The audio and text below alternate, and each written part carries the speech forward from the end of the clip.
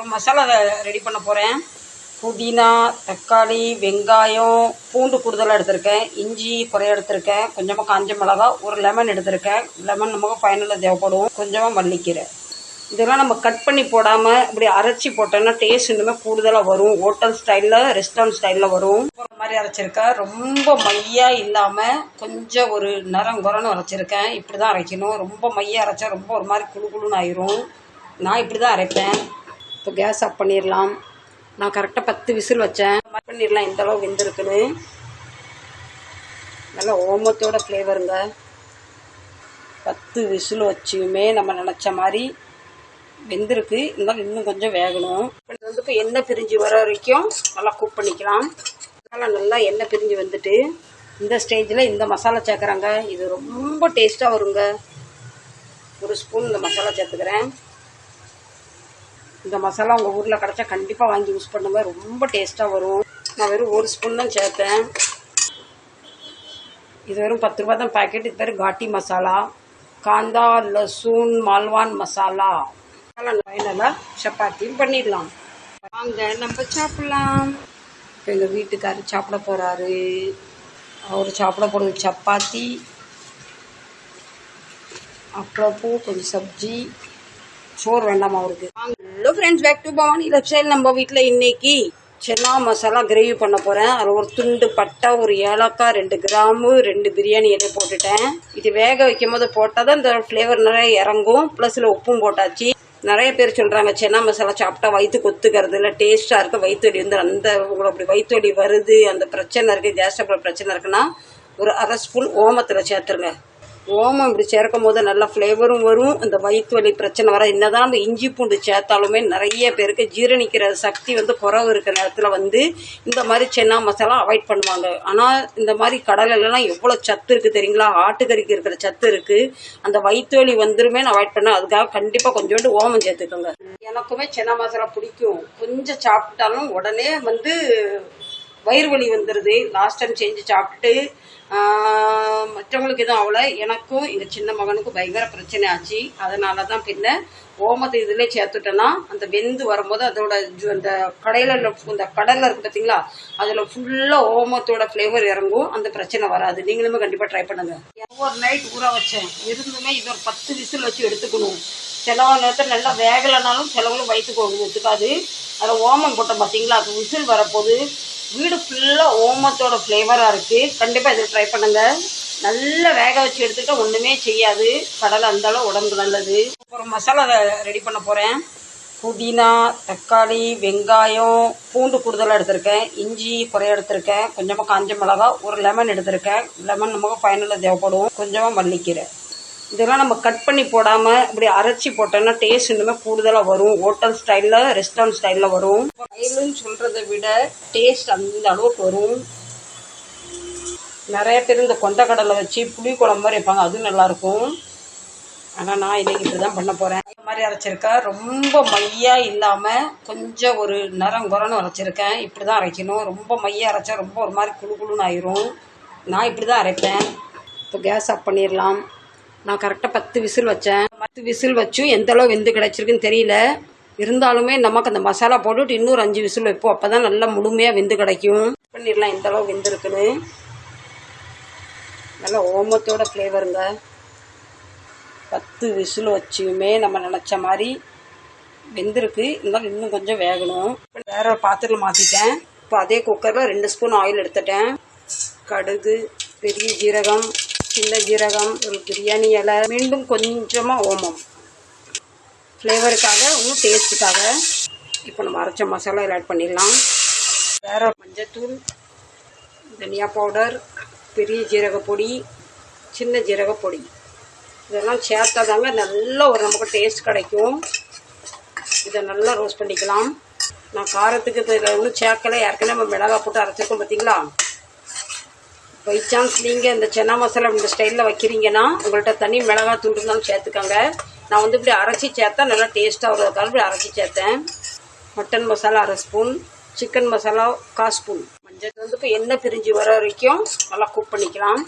மசாலா நல்லா எண்ணெய் பிரிஞ்சு வந்துட்டு இந்த ஸ்டேஜில் இந்த மசாலா சேர்க்குறாங்க. இது ரொம்ப டேஸ்ட்டாக வருங்க. 1 ஸ்பூன் இந்த மசாலா சேர்த்துக்கிறேன்.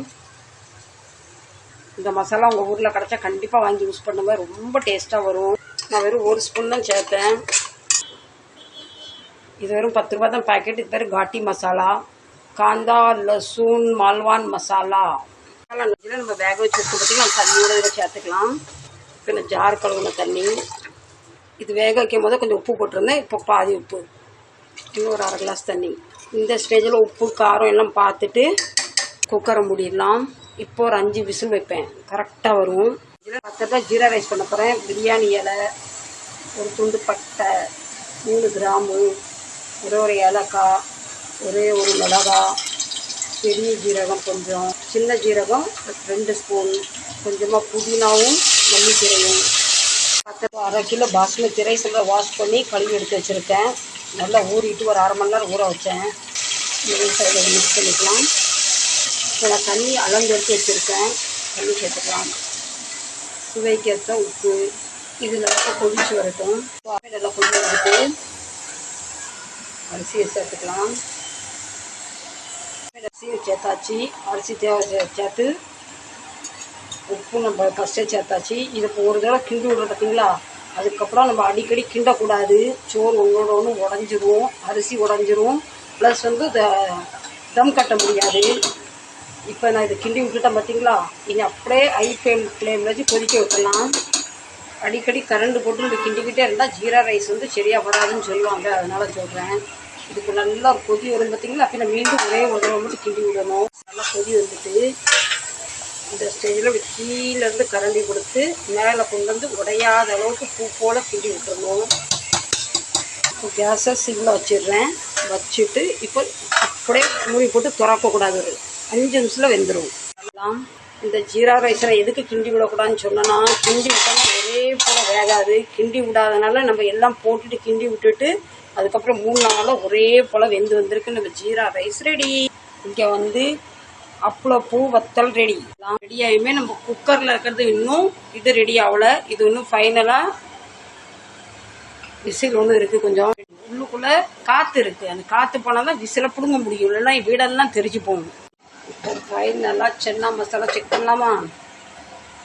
இப்போ பாருங்கள் இந்த மாதிரி வந்திருக்கு. ரொம்ப தண்ணி இல்லாமல் நல்லா குழுன்னு வந்திருக்கு. விரசி சாப்பிட்ற மாதிரி வச்சேன்.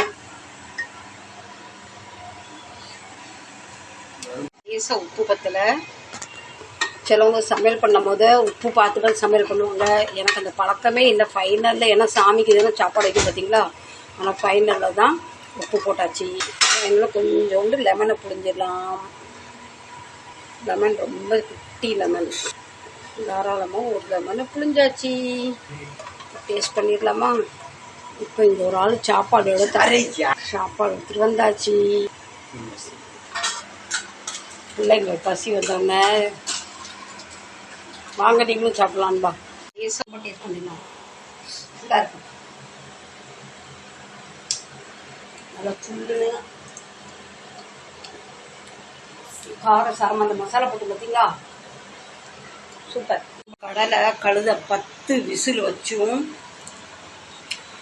10 பின்ன 5 15 விசில் வச்சும் இன்னுமே கடிச்சு சாப்பிட்ற மாதிரி இருக்குது. பார்த்துக்கங்க எந்த அளவு ஸ்ட்ராங்காக இருக்குது. அப்போ அதெல்லாம் சாப்பிட்டா உடம்பு எவ்வளோ ஸ்ட்ராங்காகவும் இவ்வளோ ஹெல்த்தாகவும். அதனால தான் சொல்கிறேன், அடிக்கடி கடலை வச்சுக்கணும், சாப்பிடணும், வச்சுன்னு மீன் எடுத்துக்கணும். ஃபைனலாக சப்பாத்தியும் பண்ணிடலாம். ஃபைனலாக சப்பாத்தியும் செஞ்சு பிடிச்சாச்சு. வாங்க நம்ம சாப்பிட்லாம். இப்போ எங்கள் வீட்டுக்காரர் சாப்பிட போகிறாரு. அவர் சாப்பிட போகிறது சப்பாத்தி, அப்பளப்பூ, கொஞ்சம் சப்ஜி. சோறு வேண்டாமா அவருக்கு. வாங்க போட போகிறேன். இந்த பிளேட் எங்கள் சின்ன மகன் சாப்பிட்டு கொஞ்சம் வச்சுட்டாரு சப்ஜி. நம்ம எதுவும் கறி வேஸ்ட் பண்ண வேண்டாம் கூட அந்த பிளேட்டில் எடுத்துக்கிட்டேன். சென்னா மசாலா, ஜீரா ரைஸ், ஊறுகாய், அப்பளப்பூ. வாங்க எல்லோரும் சாப்பிட்லாம். நான் டேஸ்ட் பண்ணி பார்த்து சொல்கிறேன் உங்களுக்கு, சரிங்களா. நான் இந்த டேஸ்ட் சொல்கிறத விட நீங்கள் செஞ்சு பார்த்து சாப்பிட்டீங்களா தான் உங்களுக்கு தெரியும். அந்தளவு டேஸ்ட்டாக வந்திருக்கு.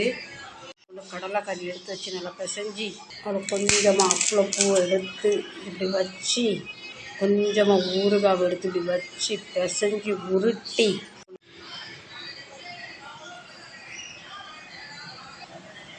சொல்கிற வார்த்தையே இல்லை. இந்த அளவு டேஸ்ட்டாக இருக்குது. இந்த மசாலாலாம் போட்ட பார்த்தீங்களா? கண்டிப்பாக நீங்கள் ஒரு முறை இதை வந்து செஞ்சு ட்ரை பண்ணி சாப்பிடுங்க.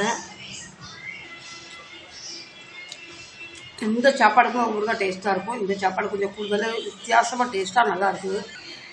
ஜீரா ரைஸ் வந்து பிளெயினாக ஒரு வச்சு சாப்பிட்டு பார்க்கலாம். அது கூட கொஞ்சோண்டு ஊறுகாய். நான் அவ்வளோ புளிப்புலாம் சேர்த்துக்க மாட்டேன் ஃப்ரெண்ட்ஸ். அவ்வளோ புளிப்புலாம் பிடிக்காது. வெறும் இந்த ஜீரா ரைஸும் இந்த ஊறுகாய் வச்சு சாப்பிட்டா அவ்வளோ டேஸ்ட்டாக இருக்குது. உங்களுக்கு இதை கேட்க வேண்டாம். ஹைலைட். உண்மையிலே இன்றைக்கி எங்கள் சன்னா மசாலா ரொம்ப டேஸ்ட்டாக வந்திருக்கு. சரிங்களா? இந்த பதிவு உங்களுக்கு பிடிச்சிருக்குன்னு நினைக்கிறேன். பிடிச்சிருந்தா கண்டிப்பாக சப்போர்ட் பண்ணுங்கள். எங்கேருந்து பார்க்குறேன்னு சொல்லுங்கள். நான் உங்களுக்கு தேங்க்ஸ் சொல்லலாம்னு நினைக்கிறேன். பிடிச்சிருந்தா கண்டிப்பாக ஒரு சின்ன லைக் தாங்க. முதல் முறை பார்க்குற மாதிரி தான் கண்டிப்பாக சப்ஸ்கிரைப் பண்ணுங்கள். உங்கள் வீட்டில் இன்றைக்கி என்ன சாப்பாடு சொல்லுங்கள். சாப்பிட்டாச்சா சொல்லுங்கள். சாப்பிடலன்னா வாங்க நம்மலாம் அன்பாக சாப்பிட்லாம். சரி ஃப்ரெண்ட்ஸ், இந்த பதிவு இதோடு முடிக்கிறோம். லென்த் ஆகிடும். இதை யாருமே பார்க்க மாட்டேங்கிறீங்க. சரி, இதையும் பார்க்க மாட்டேங்கிறீங்க. சரிங்களா? நீங்கள் ஒன்று ஒன்று பார்க்கணும், ஒன்று ஒன்று செய்யணும். அதுக்காக ஒரு பதிவாக கொடுக்குறேன். ஆனால் யாருமே எனக்கு வந்து எனக்கும் என் வீடியோக்கும் என் சேனலுக்கும் ரெஸ்பான்ஸ் கொடுக்கறதில்ல. நான் சக்ஸஸும் போகணும்னு நினைக்கிறேன். ஆனால் நீங்கள் எதிர்பார்க்கறது என்னால் கொடுக்க முடியல போல். சரி ஃப்ரெண்ட்ஸ், மீண்டும் ஒரு நல்ல பதிவு சந்திக்கிறேன். பாய். பார்க்க ஒரு முறை இந்த ஹோட்டல் ஸ்டைல் டாபா ஸ்டைலில் ட்ரை பண்ணுங்கள். ஊறுகாய் பார்த்து நல்ல புளிப்பு.